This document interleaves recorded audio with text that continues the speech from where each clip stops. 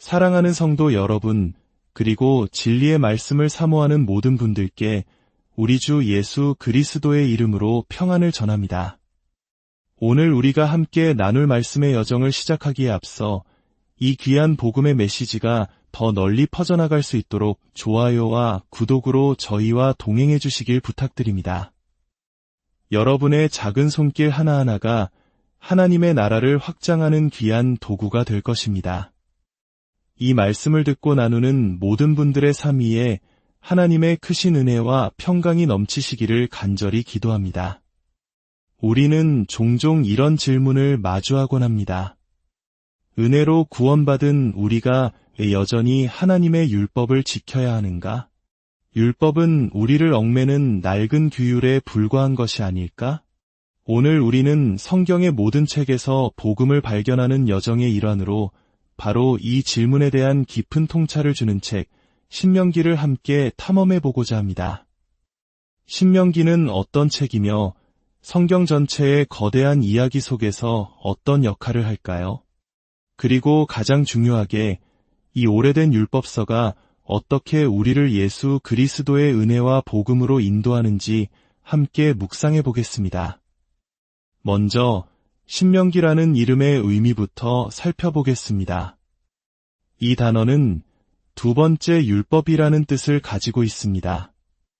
이는 40년 전 시내산에서 처음 율법을 받았던 세대가 광야에서 모두 사라지고 약속의 땅을 눈앞에 둔 새로운 세대에게 모세가 하나님의 율법을 다시 한번 선포하고 설명했기 때문입니다.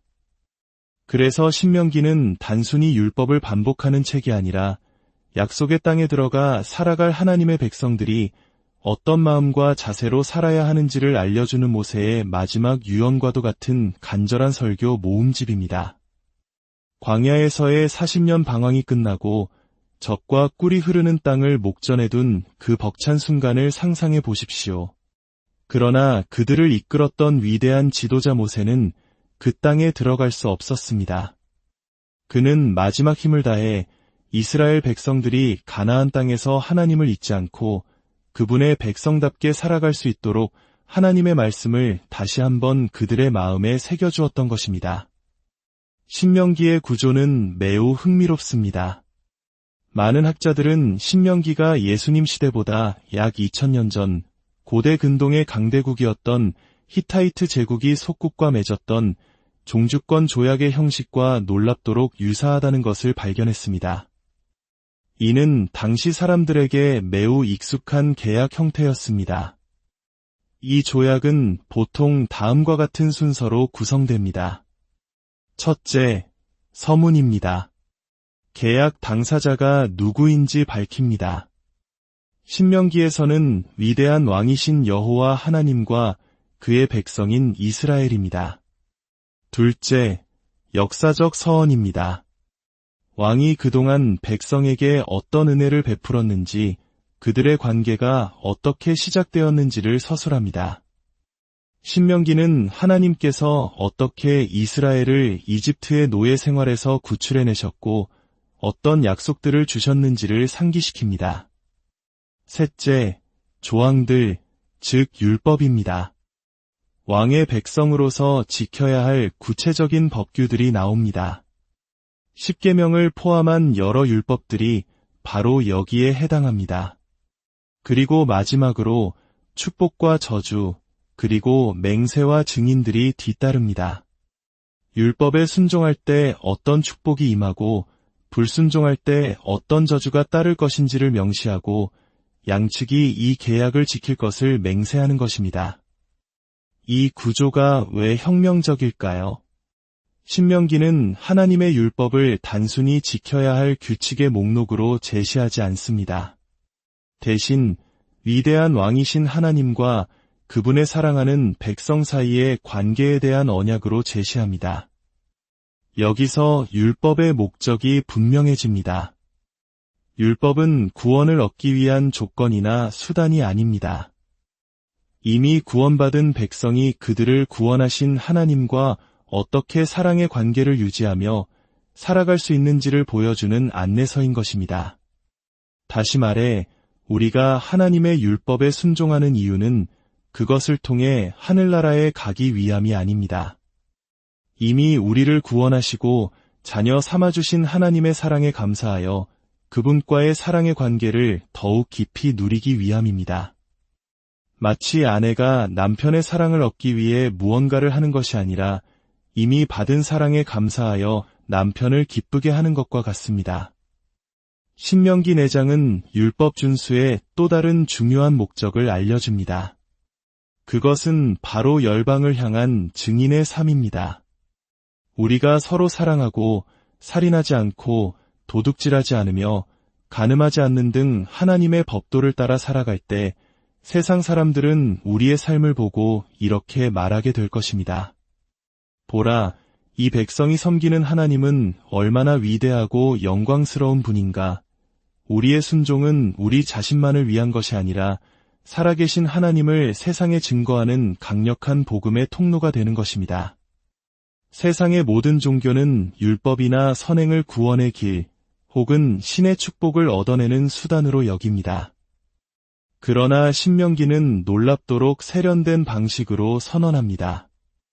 율법은 구원의 수단이 아니라 하나님과의 사랑의 관계를 위한 것이며 세상을 향한 증인의 삶을 위한 것이라고 말입니다. 그렇다면 이 신명기의 메시지는 어떻게 신약의 복음과 연결될까요? 이 지점에서 우리는 예수 그리스도의 십자가를 바라보게 됩니다. 신명기에 기록된 언약의 축복과 저주를 기억하십니까? 예수님은 바로 그 언약을 완성하신 분입니다. 갈라디아서 3장은 그리스도께서 우리를 위하여 저주를 받은 바 되사 율법의 저주에서 우리를 속량하셨다고 증언합니다. 예수님은 율법을 완벽하게 순종하셨기에 마땅히 모든 축복을 받으셔야 했지만 대신 십자가에서 우리가 받아야 할 모든 저주를 짊어지셨습니다. 그 결과 율법을 어겨 마땅히 저주를 받아야 할 우리가 이제 그분의 순종 덕분에 모든 하늘의 축복을 누리게 된 것입니다. 이것이 바로 복음의 위대한 교환입니다. 예수님께서 우리의 저주를 가져가시고 우리에게 그분의 축복을 주셨습니다. 신명기를 이해하지 못한다면 우리는 예수 그리스도의 삶과 죽음이 어떻게 우리의 구원을 이루었는지 그 깊이를 온전히 깨달을 수 없습니다. 또한 신명기 7장은 하나님의 사랑이 어떠한지를 명확히 보여줍니다. 하나님께서는 이스라엘 백성에게 말씀하십니다. 내가 너희를 사랑한 것은 너희가 다른 민족보다 수가 많거나 강하거나 부유하기 때문이 아니었다. 오히려 너희는 가장 작은 민족이었다. 내가 너희를 사랑한 이유는 그저 내가 너희를 사랑하기로 택했기 때문이다. 이것이 바로 은혜입니다. 조건 없는 사랑입니다. 세상의 사랑은 무언가 때문에 사랑합니다. 당신이 똑똑하기 때문에, 당신이 아름답기 때문에, 당신이 나에게 유익하기 때문에 사랑합니다. 그러나 하나님의 사랑은 그럼에도 불구하고 사랑하시는 사랑입니다. 내가 너를 사랑하는 이유는 그냥 내가 너를 사랑하기 때문이다. 이 무조건적인 사랑을 깨달을 때 우리는 비로소 율법의 무거운 짐에서 벗어나 자유를 누릴 수 있습니다. 마지막으로 신명기는 우리에게 더 위대한 율법 수여자가 필요함을 암시합니다. 모세는 위대한 지도자였지만 그는 율법을 차가운 돌판에 새겨주었을 뿐입니다. 그는 백성들의 마음을 변화시킬 수는 없었습니다. 그래서 모세 자신조차도 신명기 마지막 부분에서 이스라엘 백성이 결국에는 실패할 것이라고 예언합니다. 하지만 우리에게는 예수 그리스도가 계십니다. 그분은 율법을 돌판이 아닌 우리의 마음판에 새기시는 분입니다. 성령을 통해 우리의 마음을 새롭게 하시고 율법을 지킬 수 있는 힘과 소원을 주시는 분입니다. 예수 그리스도의 복음을 통하지 않고는 우리는 결코 진정한 안식을 누릴 수 없습니다. 예수님 안에서 하늘 아버지의 사랑을 체험하지 않고는 진정으로 부모를 공경할 수 없습니다. 예수님께 받은 용서를 경험하지 않고는 마음속 증오를 이겨내고 형제를 용서할 수 없습니다. 예수 그리스도가 나의 영원한 신랑이 되셔서 그분의 사랑으로 나를 채워주실 때 비로소 우리는 다른 곳에서 사랑을 찾으려는 유혹을 이겨내고 배우자에게 진실할 수 있습니다. 예수님께서 우리를 영적으로 부유하게 하셨음을 믿을 때 비로소 우리는 탐욕에서 벗어나 도둑질하지 않고 오히려 나누어 줄 수 있게 됩니다. 보십시오. 예수 그리스도는 단순히 율법을 주신 분이 아니라 우리 마음을 변화시키시고 율법을 지킬 수 있는 모든 내적 자원을 공급하시는 참된 모세여 궁극적인 율법 수여자이십니다. 이제 우리는 신명기를 통해 다시 한번 확신하게 됩니다.